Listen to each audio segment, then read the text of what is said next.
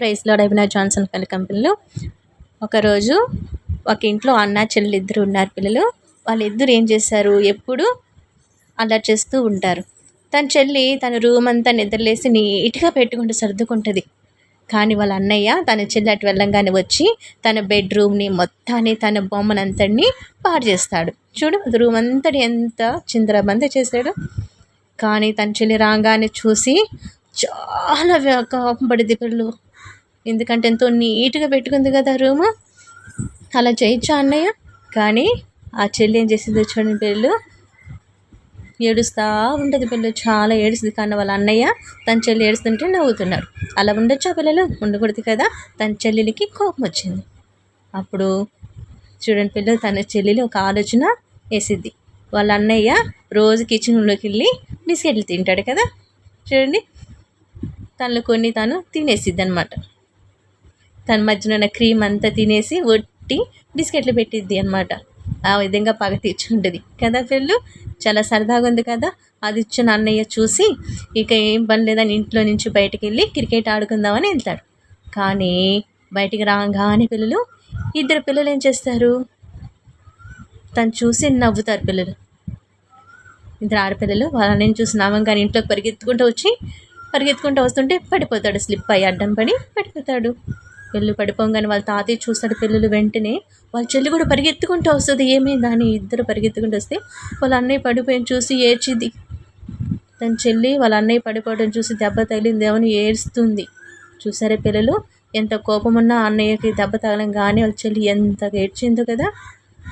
కానీ వాళ్ళ అన్నయ్య చూడు తన చెల్లి ఏడుస్తుంటే తను నవ్వుతున్నాడు. నా చెల్లి నా కోసం ఏడుస్తుంది అని నవ్వుతున్నాడు. ఇంకా కోపం వచ్చేసి వాళ్ళ అన్నయ్యని కొట్టేసి నెట్టేసి వెళ్ళిపోయింది పిల్లలు. సరదాగా ఉంటుంది కదా. చూడండి మళ్ళా తను ఏం చేస్తాడు పిల్లలు, వాళ్ళ చెల్లి ఇంట్లో ఉంటుంది చూడండి పిల్లలు, ఇద్దరు మళ్ళీ కొట్టుకుంటారు పిల్లలు. తన రూమ్ అంతా మళ్ళీ పాడు చేసి ఇద్దరు కొట్టుకుంటున్నారు అనమాట. తన చెల్లి రూమ్ని పాడు చేయడానికి వచ్చాడు కదా, మళ్ళీ ఇద్దరు కొట్టుకుంటుంటే వాళ్ళ తాతయ్య గారు వచ్చారనమాట. ఇద్దరు దగ్గరికి వాళ్ళ తాతయ్య రాగానే చూశాడు. తన చెల్లి రూమ్ అంతటిని పాడు చేస్తాడు వాళ్ళ అన్నయ్య. అది చూసి మంచి విషయాలు చెప్పేసి వెళ్తాడు.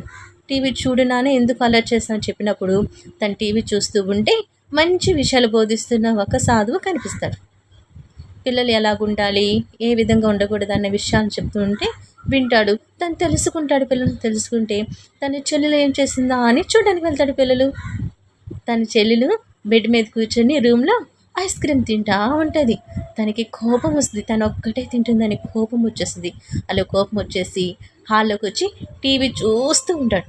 కానీ తన చెల్లి ఏం చేసింది, అన్నం మీద పగత ఏం చేసింది పిల్లలు, ఆ ఐస్ క్రీమ్ లాగా తెచ్చి దాని మీద కొంచెమే తెచ్చి ఉప్పు ఏదో తెచ్చి వేసిద్ది. పిల్లలు తెచ్చి అడబెట్టేది.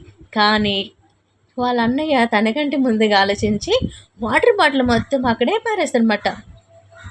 ఆ సోఫాలో వాటర్ బాటిల్ వేసేస్తాడనమాట.